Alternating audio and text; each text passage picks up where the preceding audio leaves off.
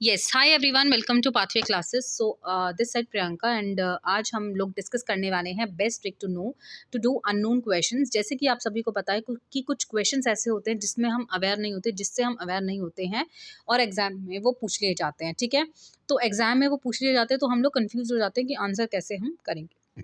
But basically मैं आपको बताना चाहती हूँ कि आज आप कैसे उस चीज़ को परफॉर्म कर सकते हो, वेरी इंपॉर्टेंट। ठीक है, इससे पहले मैं आप सभी को बता दूं कि हमारा वॉर ऑफ पोल का सेशन चल रहा है अनअकैडमी के प्लेटफॉर्म पे ही। अनअकैडमी पे मैं आप सभी को क्लासेस भी प्रोवाइड करती हूँ, तो वॉर ऑफ पोल के सेशन चल रहे हैं, ऑनगोइंग चल रहे हैं।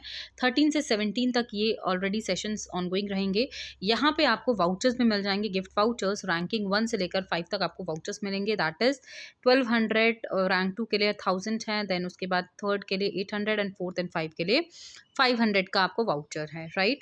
सो इससे आपका क्या होगा, आपकी प्रिपरेशन भी बूस्टअप होगी और आप चीज़ों को समझ भी पाओगे और अच्छे से आप इंटरेक्ट भी कर पाओगे सर और मैम के साथ, राइट, अनअकैडमी के प्लेटफॉर्म पे। सो ज़रूर से सभी स्टूडेंट्स ज्वाइन करें। इसको डिस्क्रिप्शन में मैं आपको लिंक दे दूंगी सो दैट आप वहाँ से डायरेक्टली ज्वाइन कर पाएँ।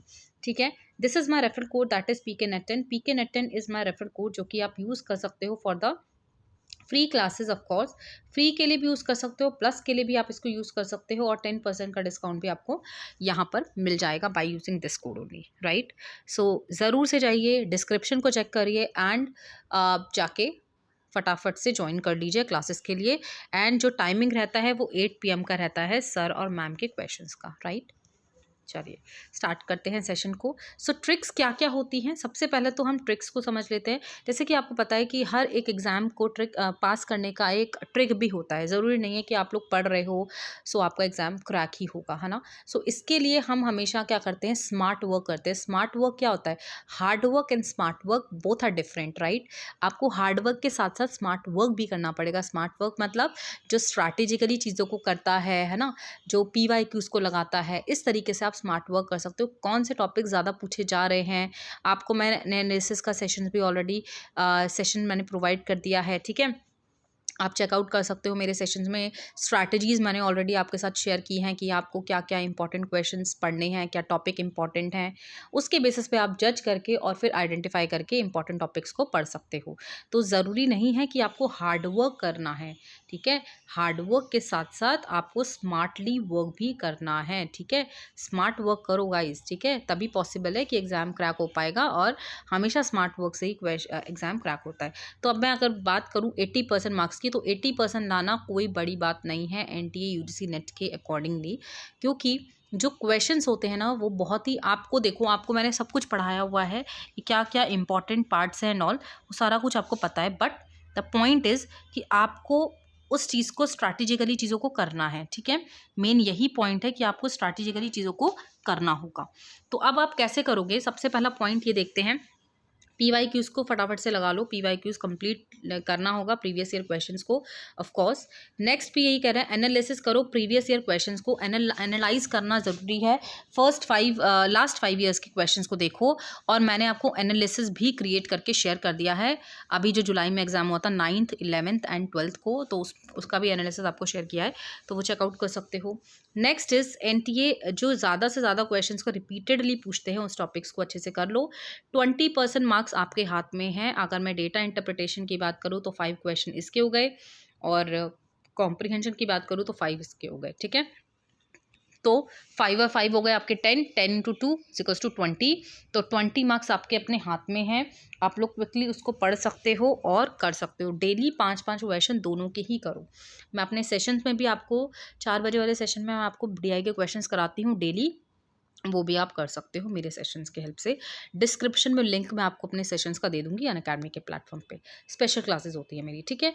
मॉक टेस्ट करो, एंड अगर आप ज्वाइन भी करना चाहते हो, जैसे कि आप हमारे प्लेटफॉर्म को भी ज्वाइन कर सकते हो अनअकैडमी को, सो दैट आपके मॉक टेस्ट भी कवर हो जाए, पेपर 1 भी कवर हो जाए, पेपर 2 भी कवर हो जाए। क्योंकि आपको एक स्ट्रक्चर्ड फॉर्म में, राइट, स्ट्रक्चर्ड फॉर्म में डेटा मिल जाता है, और मॉक टेस्ट वगैरह आपको भी कहीं और से फिर जाके चूज़ करने की ज़रूरत नहीं पड़ती है, राइट। इसीलिए आप हमारे अनअकैडमी के प्लेटफॉर्म से जुड़ सकते हैं और मेरे कोड को यूज़ कर सकते हैं। डिस्क्रिप्शन में आपको लिंक मिल जाएगा।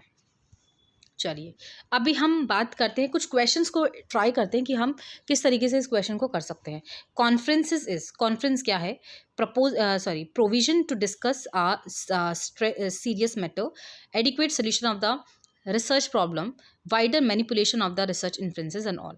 तो कॉन्फ्रेंस में हम क्या करते हैं, अब आपको पता है कॉन्फ्रेंस क्या होता है, ठीक है।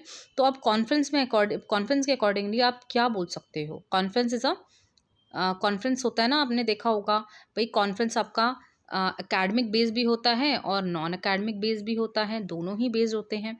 तो सीरियस मैटर पे भी बात होती है, रिसर्च प्रॉब्लम्स में भी बात होती है और मैनिपुलेशन भी किया जाता है। सो इसीलिए answer number 4 is right one, ठीक है।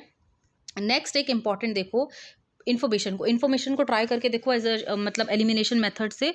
सबसे पहला बोला है raw data, raw knowledge, input data और ऑर्गेनाइज्ड डेटा। तो अब आप मुझे ये बताओ, जो इन्फॉर्मेशन होगी वो कैसी होगी आपकी, ठीक है। क्या वो रॉ डेटा होता है, क्या वो रॉ नॉलेज होती है, इनपुट डेटा होता है ऑर्गेनाइज? तो ऑफकोर्स आपको पता है भाई कि इन ऑर्गेनाइज रॉ तो होगा ही नहीं, रॉ नॉलेज भी नहीं होगा, इनपुट डेटा भी नहीं होगा और ऑर्गेनाइज डेटा ही होगा, जिसको हम इन्फॉर्मेशन कहते हैं, ठीक है। Next question, which of the following is the good method of the teaching? इनमें से गुड मेथड क्या है, सबसे बेस्ट मेथड, ठीक है। अब आप मुझे ये बताओ, डिक्टेशन आपकी हो सकती है? खुद सोचो, आप डिक्टेशन को कट करो, यहाँ से एलिमिनेट, यहाँ से एलिमिनेट, तीनों में से डिक्टेशन कोई भी एक ऐसा टीचिंग का मेथड नहीं है जो कि इफेक्टिव होगा। तो गुड मेथड आपका क्या निकल के आया भाई? थर्ड निकल के आ गया, सेमिनार एंड प्रोजेक्ट। यानी अकेडमी के प्लेटफॉर्म पे भी कल आपका एमसीक्यू हुआ था ना, तो बहुत सारे स्टूडेंट्स ने मुझे पूछा था, इसीलिए मैंने एक क्वेश्चन लेकर आई हूँ, सो दैट आपको समझ आए कि आप एलिमिनेशन से कैसे क्वेश्चन को फॉर्म कर सकते हो, ठीक है। कोई ज़्यादा टफ नहीं होता है। Next question, an academic association is assembled at one place to discuss the progress of the work and the future plans। जब हम फ्यूचर प्लान्स के बारे में या फिर वर्क के बारे में समझते हैं, एकेडमिक एसोसिएशन से रिलेटेड होता है, तो ऑफकोर्स ये आपका सेमिनार ही होगा, क्योंकि देखो कॉन्फ्रेंस तो एकेडमिक और नॉन एकेडमिक बेस्ड होता है, वर्कशॉप आपका प्रैक्टिकल नॉलेज, सिंपोजियम आपका कॉन्फ्रेंस का छोटा पार्ट, ठीक है। तो हम फ्यूचर प्लान्स कर रहे हैं, तो ऑब्वियसली यहाँ पर हम बोलेंगे सेमिनार। सो आई होप ये आपको क्लियर है। So thank you everyone, and do like, share and subscribe to my channel. अगर आपको वीडियोस अच्छी लग रही हैं तो आप चेकआउट कर सकते हो मेरी क्लासेस को। Thank you.